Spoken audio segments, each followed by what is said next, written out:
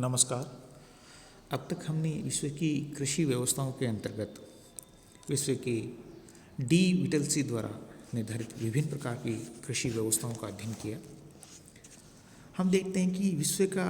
कृषि व्यवस्थाओं से संबंधित जो प्रथम प्रयास हैं वो वैज्ञानिक डरवेंट विटलसी ने किया। इन्होंने अपना जो प्रपत्र है major agriculture regions of the earth में annals of association of American geographer में प्रकाशित कराकर विश्व के कृषि व्यवस्थाओं का महत्वपूर्ण उल्लेख किया। इन्होंने अपने स्मरणीय शोध लेख में पृथ्वी की जो कृषि व्यवस्थाएं हैं इनका निम्नलिखित 5 विशेषताओं के द्वारा निर्धारण किया। ये 5 विशेषताएं हैं जो है मुख्य रूप से पहली फसल और मवेशी का साहचर्य, फसल उत्पादन में प्रयुक्त विधियाँ और पशुधन उत्पादन, भूमि पर श्रम पूंजी व संगठन विषयक साधनों के प्रयोग की सघनता और परिणामजनक उत्पादन, उपभोग हेतु पदार्थों का निपटारा,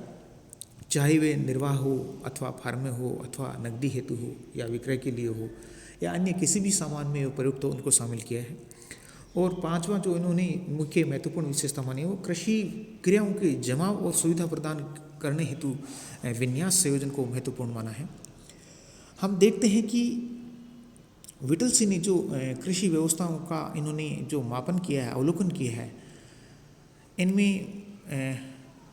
भूमंडलीय स्तर पर ये एक कठिन कार्य था, क्योंकि अनेक क्षेत्रों में सूचनाएं जो प्राप्त करने में उपलब्ध नहीं थी और वहाँ कृषि गणना रिपोर्ट भी पहुँच के बाहर थी। इसके उपरांत भी विटलसी ने अनेक ऐसी उपयोगी सूचनाओं का ध्यान है जो नहीं रखा। उन्होंने कृषि भूमि ग्रहण, भू स्वामित्व जोत का आकार, विखंडन, काश्तकार की धर्म भावना, सरकार का स्वरूप और नीतियाँ आदि को कृषि व्यवस्थाओं के निर्धारण में कोई स्थान नहीं दिया है। विटलसी ने अपने उपागम को भूगोलवेताओं से संबंधित कर विश्व की जो कृषि व्यवस्थाओं के निर्धारण में अनेक उपयुक्त सूचनाओं को भी सम्मिलित किया है। और इस सूचनाओं के माध्यम से इन्होंने विश्व की जो कृषि व्यवस्थाएं हैं इनको मुख्य रूप से 13 कृषि प्रदेशों में मुख्य रूप से विभाजित किया है या व्यवस्थित किया है। इनमें यायावरी पशुचारण है, पशुधन संवर्धन है, स्थानांतरण खेती है, आद्रूप जोत खेती है,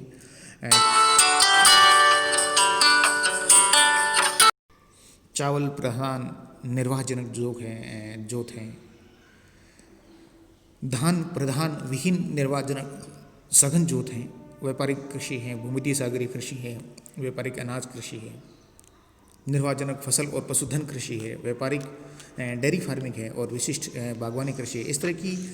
विटलसी ने 13 प्रकार से कृषि प्रदेशों को मुख्य रूप से विभाजित किए हैं। आज हम मुख्य रूप से विशिष्ट जो बागवानी कृषि है, जिसको ट्रक फार्मिंग के नाम से भी जानते हैं, उस कृषि का अपने अध्ययन करेंगे। यह जो कृषि इसको बागवानी कृषि के रूप में जानते हैं, कई देशों में इसे ट्रक फार्मिंग के नाम से भी जानते हैं। यह जो कृषि होती है मुख्य रूप से साग सब्जी फल फूल उत्पादन की विशिष्ट खेतों को बागवानी के रूप में जानते हैं। संयुक्त राज्य अमेरिका में इसे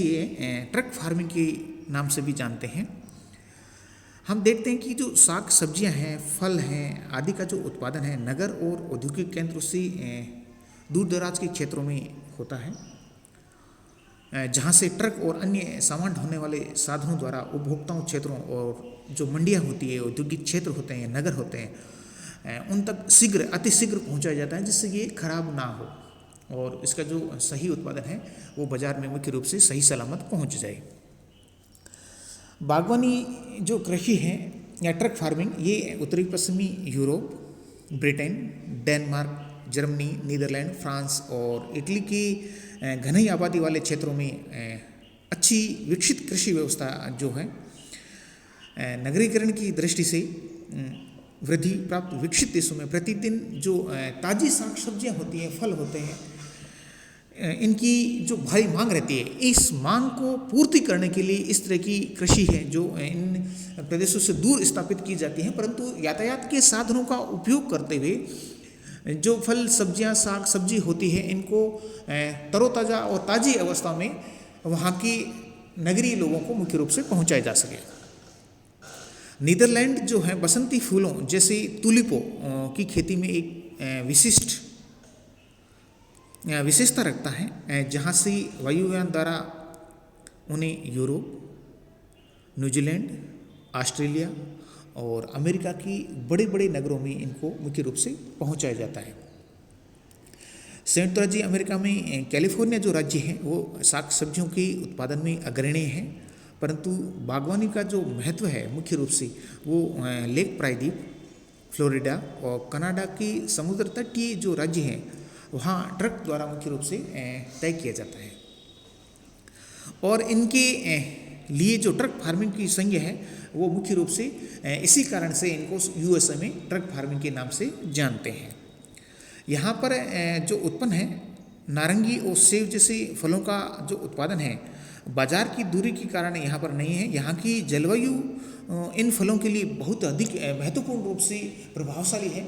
जिस जलवायु के अंदर इसका जो उत्पादन है सेब और नारंगी का बहुत अधिक मात्रा में किया जाता है और ट्रकों के माध्यम से ये अन्य नगरीय जो क्षेत्र हैं वहाँ इनका पूर्ति की जाती है। हम देखते हैं कि बागवानी के जो फार्म हैं वो आकार में काफ़ी छोटे होते हैं, जो उपभोक्ताओं के केंद्रों के संचार और आवागमन साधनों से सुचारू रूप से जुड़े हुए होते हैं। इस दृष्टि को ही हम ध्यान में रखकर इन फार्मों को व्यवस्थित किया जाता है, और क्योंकि जो इनके द्वारा तैयार उत्पादन होता है उसको अधिकतम लाभ लेने के लिए इनकी सही और तरोताज़ा अवस्था में इनको मंडियों तक पहुंचाना होता है। भूमि को बागवानी कृषि में सघन रूप से जोता जाता है। साग सब्जियों को कांच घरों और छोटे छोटे क्यारियानुमा खेतों में तैयार करते हैं। मिट्टी की उर्वरता की सुरक्षा के लिए खाद और उर्वरकों का अधिक यहाँ प्रयोग किया जाता है और अधिकांश जो काम है हाथों द्वारा ही पूरा किया जाता है। विकसित देश हैं, अच्छे बीज हैं, कीटनाशक दवाइयाँ हैं, नर्सरी हैं, कृत्रिम ताप जैसे साधनों को अपनाते हैं और उत्पाद को शीघ्र उपभोक्ताओं के केंद्रों तक पहुंचाने का जो प्रबंध ये मुख्य रूप से करते हैं। इस कारण से ये जो प्रति व्यक्ति लागत है और खर्च है बागवानी में पर्याप्त अधिक रूप से होती है, क्योंकि ये एक इस तरह की फसल है जिसका अधिक इनको उत्पादन करना होता है। उस तैयार उत्पाद को अधिक से अधिक रूप में उपभोक्ताओं तक पहुंचाना भी मुख्य रूप से होता है। हम देखते हैं कि भारत की जो उष्ण है खिली हुई धूप वाली जलवायु में अनेक प्रकार की साग सब्जियां और फलों की खेती होती है।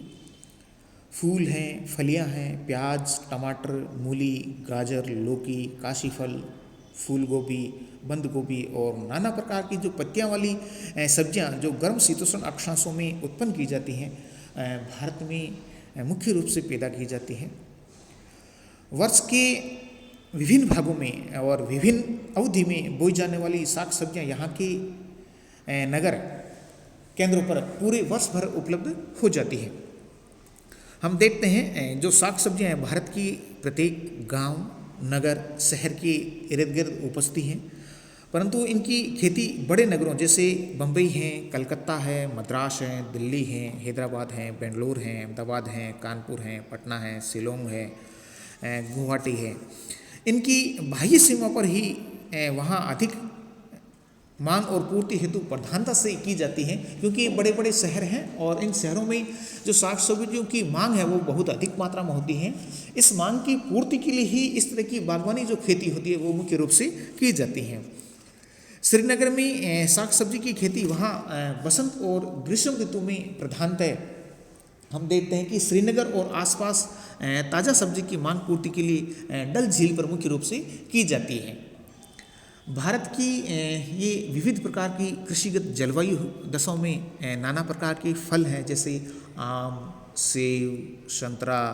नारंगी, अंगूर, केला, नाशपाती, रसभरी, बेर, खुबानी, चीकू और विभिन्न प्रकार के सूखे मेवे, ड्राई फ्रूट्स आदि मुख्य रूप से उत्पन्न किए जाते हैं। भारत में आम और अन्य अनेक प्रकार के फल यूरोप, अमेरिका, मध्य पूर्व और सुदूर पूर्व को निर्यात कर अच्छी एक विदेशी पूंजी भी ये लोग इस तरह की कृषि से प्राप्त करते हैं और उत्पादन करते हैं। इससे इस प्रकार हम कह सकते हैं कि ट्रक फार्मिंग वह कृषि है जो मुख्य रूप से शहरों से दूर एक प्रकार की कृषि की जाती है, जिसमें साग सब्जी, फल, फ्रूट आदि इसमें शामिल होते हैं और तैयार जो माल होता है उसको सड़क मार्ग द्वारा या वायुयान द्वारा अधिक से अधिक कम समय में, अधिक से अधिक मात्रा में और कम समय में उपभोक्ताओं तक मुख्य रूप से पहुंचा दिया जाता है, जिससे कि वो फसल का जो उत्पादन है वो नष्ट खराब नहीं हो और इसका जो लाभ होता है वो उसको अधिकतम से अधिकतम मुख्य रूप से प्राप्त किया जा सके। इस तरह हम देखते हैं कि विश्व की जो कृषि व्यवस्थाएं हैं ये अपने आप में एक महत्वपूर्ण स्थान रखती हैं और डी विटल्स ने इस तरह के कृषि व्यवस्थाओं का विश्व के प्रदेशों में 13 प्रकार से विभाजन किया था